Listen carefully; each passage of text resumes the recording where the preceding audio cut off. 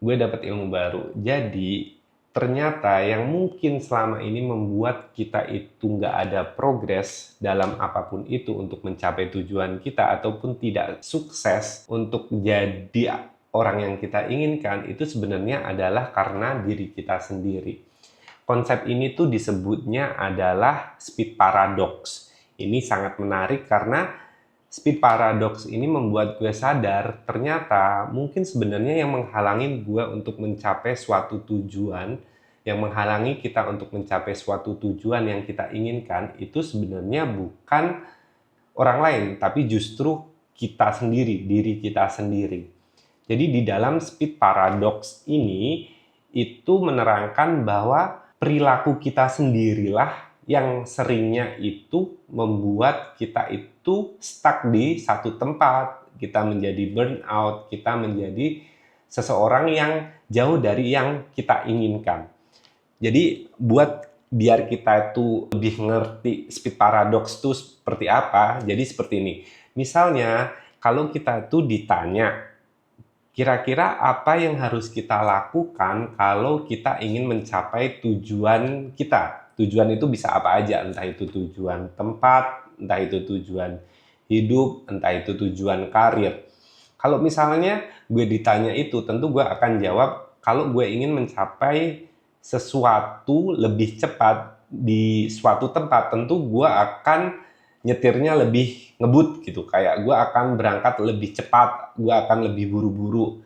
Kalau misalnya gue ingin mencapai sesuatu di hidup gue pengen sukses, maka gue harus kerja lebih keras, mengerjakan lebih banyak pekerjaan, menyelesaikannya lebih cepat, supaya gue akan cepat sampai ke tujuan gue itu tadi.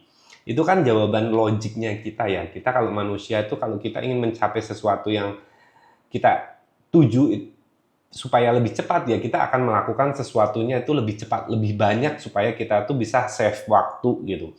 Tapi ternyata di dalam teori speed paradox ini tadi, justru buru-buru ini tadilah yang membuat kita akhirnya stuck di satu tempat, atau bahkan kita semakin jauh dari tujuan kita.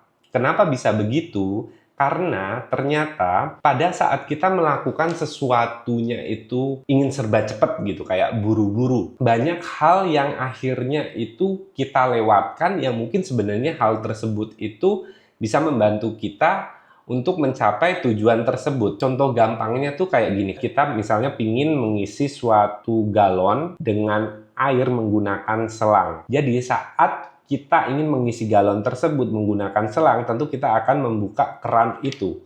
Tapi saat kita membuka keran itu secara full, harapan kita dengan membuka keran itu secara full adalah galon itu tadi terisi dengan cepat, karena kita ingin buru-buru gitu. Tapi pada kenyataannya, ketika kita ingin mengisi suatu galon itu, kemudian kita membuka kerannya itu penuh dan pressure dari airnya itu berlebihan, maka air tersebut itu biasanya akan muncrat gitu, kayak ada pressure baliknya. Contoh ini nih menggambarkan bagaimana speed paradox itu tadi bekerja. Saat kita ingin mengisi sesuatu, mencapai tujuan dengan cepat tanpa memikirkan semua konsekuensinya, entah itu pressure-nya, entah itu faktor-faktor eksternalnya, biasanya kita justru akan memperlambat proses kita mencapai tujuan tersebut. Akhirnya hasilnya itu tidak optimal. Kecepatan tanpa tujuan yang jelas itu tidak akan menghasilkan hasil yang optimum. Saat kita bergerak cepat, kita buru-buru melakukan semua hal, tapi kita tuh nggak tahu tujuan kita tuh mau kemana. Kadang-kadang yang kita lakukan itu malah justru menjauhkan kita dari tujuan kita, karena kita tidak punya waktu untuk berpikir apakah yang kita lakukan ini benar-benar mengarahkan ke tujuan kita itu tadi. Terus di speed paradox ini sebenarnya bisa berlaku di semua aspek. Cuman yang gue dapatkan yang menurut gue paling penting itu ada 3 aspek atau 3 domain yang sangat berpengaruh dalam hidup kita, di mana speed paradox ini biasanya akan muncul. Yang pertama itu adalah domain pekerjaan. Jadi biasanya kebanyakan dari kita saat kita bekerja, kita tuh ingin menyelesaikan pekerjaan kita itu secepat mungkin. Kayak kita ingin bebas dari pekerjaan tersebut, kita ingin menyelesaikan pekerjaan itu secepat mungkin. Alhasil apa? Biasanya kita melakukan pekerjaan itu multitasking. Banyak hal yang kita lakukan dalam waktu bersamaan karena harapannya adalah supaya kita bisa menyelesaikan pekerjaan kita itu dengan cepat. Tapi ternyata otak kita itu tidak dibuat untuk melakukan hal multitasking. Yang otak kita lakukan itu adalah task switching. Jadi otak kita tuh fokusnya berpindah dari pekerjaan satu ke pekerjaan satunya lagi, kemudian nanti kalau kita buka yang lain lagi, dia akan berpindah lagi. Nah, permasalahannya saat otak kita switch dari satu pekerjaan ke pekerjaan yang lain, itu tuh ada cost-nya, ada harganya. Yaitu harganya adalah re-attention, refocus lagi saat kita mengerjakan satu hal, kemudian kita pindah ke hal yang lain. Harapan kita tuh bisa multitasking. Pada kenyataan otak kita itu nggak dibuat untuk bisa multitasking. Yang terjadi adalah otak kita itu memfokuskan dari satu hal pindah lagi ke hal yang lain. Tapi saat kita mau fokus lagi, balik lagi ke pekerjaan awal, maka ada waktu dan energi dan mental power kita itu digunakan untuk refokus lagi. Nah, biasanya refocus ini tadi akan membuat waktu kita untuk mengerjakan suatu pekerjaan itu tidak optimal. Yang hasilnya dibanding kita fokus ke satu pekerjaan sampai selesai baru pindah, saat kita pindah-pindah pekerjaan, maka hasilnya itu tidak efektif dan tidak optimal sesuai harapan kita. Nah, saat hasil tidak optimal, maka banyak yang bisa terjadi, entah itu bisa revisi, entah itu akhirnya tidak sesuai target, dan kita harus mengerjakan ulang.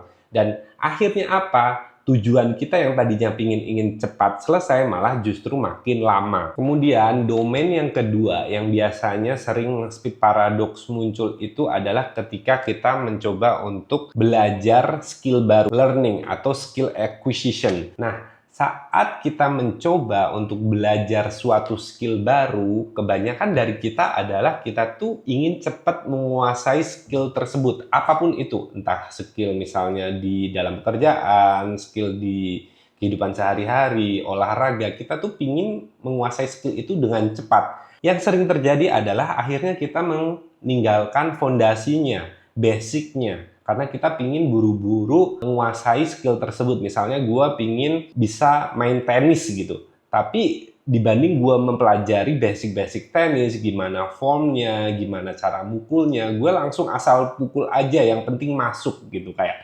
terlihatnya sangat progresif karena gue mukul bisa masuk. Tapi karena fondasinya nggak ada, basicnya nggak ada, saat gue dihadapkan dengan seseorang yang benar-benar belajar tenis itu dari basicnya, dari fondasinya, maka gue akan terlihat nih kekurangannya. Karena apa? Ya itu tadi, gue main tenis asal pukul dan asal masuk. Alhasil skillnya akan jauh dari orang yang benar-benar belajar dari basicnya. Karena keinginan kita untuk cepat menguasai skill itu tadi, kadang-kadang kita tuh melupakan apa yang penting. Dan saat kita melupakan apa yang penting, kita fokusnya cuma skill buat terlihat handal, maka saat kita dikasih pressure, dikasih kenyataannya, ditandingkan dengan orang yang benar-benar berlatih dengan basic yang benar, fondasi yang benar, maka tentu kita akan tertinggal jauh. Nah, bagaimana cara untuk menutupi hal tersebut? Maka ya kita harus relearning lagi, kayak kita harus balik lagi, belajar basicnya, belajar fondasinya. Nah, waktu yang kita gunakan untuk belajar lagi ini tadi biasanya akan memakan waktu lebih lama dibanding kita benar-benar belajarnya tuh benar-benar dari basicnya atau dari awalnya itu tadi.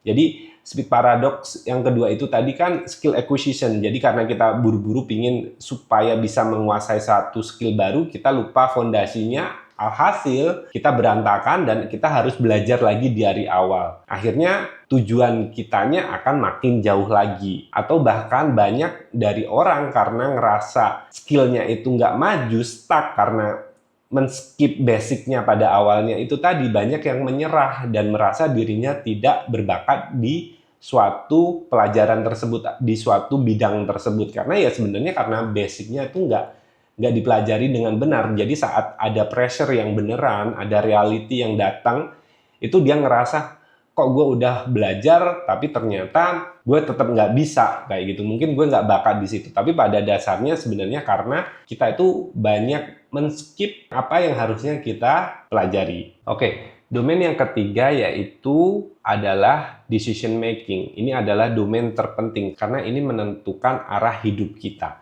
Kebanyakan kita itu punya tujuan hidup tuh berbeda-beda. Tapi kebanyakan itu tujuan hidupnya adalah ingin bahagia di hidup ini gitu. Nah, outputnya itu beda-beda, bahagianya orang tuh beda-beda. Misalnya bahagianya gue adalah gue bisa punya keluarga yang harmonis dan stabil gitu. Punya keluarga yang tercukupi dan harmonis. Nah, karena gue pengen punya keluarga yang harmonis, yang hangat dan tercukupi, tapi pada kenyataannya kalau gue nggak pernah meluangkan waktu dengan keluarga gue lebih memutuskan untuk kerja terus-terusan, nggak pernah punya waktu dengan istri anak gue, misalnya dengan orang tua gue, ya akhirnya tujuan punya keluarga harmonis itu tidak akan terwujud, akan jauh gitu. Misalnya mungkin dengan bekerja maka finansial kita akan stabil, tapi kan tujuannya itu tadi nggak cuma punya finansial yang stabil, tapi punya keluarga yang harmonis. Pada saat kita mencapai tujuan tersebut ternyata tidak sesuai harapan kita karena kita salah mengambil keputusan.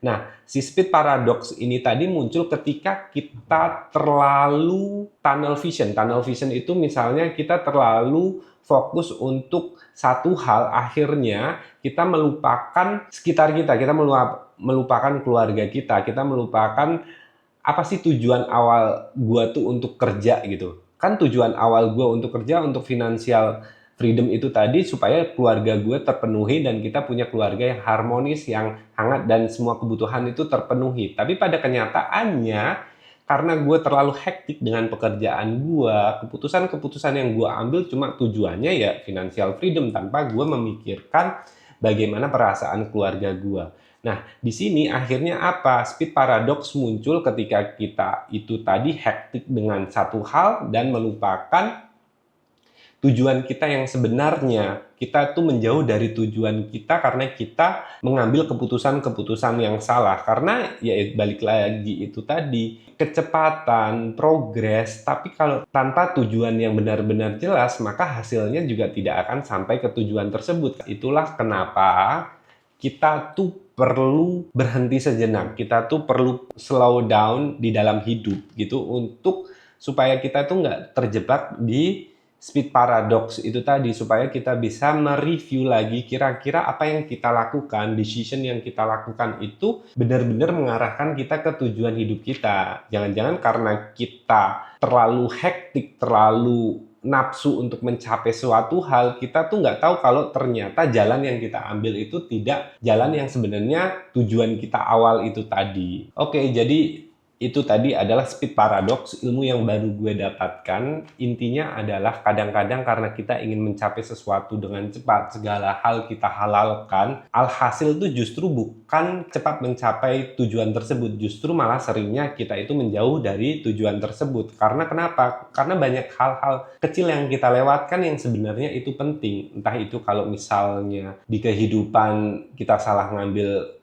keputusan, misalnya kita saat belajar kita nggak mempelajari basicnya terlebih dahulu, atau misalnya saat bekerja kita overestimate kemampuan kita untuk multitasking. Pada kenyataan otak kita tuh nggak bisa multitasking gitu. Itulah yang akhirnya karena kita ingin buru-buru semuanya malah bisa kacau. Jadi mungkin kalau hidup kita itu masih terasa terlalu hektik, coba slow down, coba pikirkan lagi kira-kira apa yang kita lakukan itu mengarahkan ke tujuan kita atau enggak, atau apa yang kita lakukan ini benar-benar nantinya akan membantu kita sampai ke tujuan tersebut atau enggak, atau cuma buang-buang waktu dan enggak akan mengantarkan kita ke tujuan kita. Oke guys, semoga membantu. Jangan lupa share ke teman kalian kalau ada yang membutuhkan video ini, and see you in the next one. Bye guys.